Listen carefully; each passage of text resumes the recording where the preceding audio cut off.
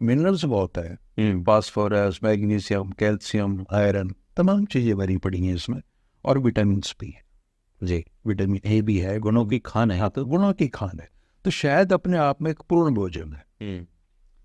अब जहाँ तक आयुर्वेद की बात है तो ये कफ को नाश करता है, विष को नाश करता है, रक्त पित्त को समन करता है, प्यास मिटाता है, हिचकी मिटाता है, ऐसा शास्त्रों में लिखा है। जी। तीनों प्रकोपित दोष, वात पित्त कफ, जो अपनी सीमा से आगे चले जाते हैं, प्रकोपित हो जाते हैं, उन पर ये पॉजिटिव इफेक्ट डालता है शहद। जी।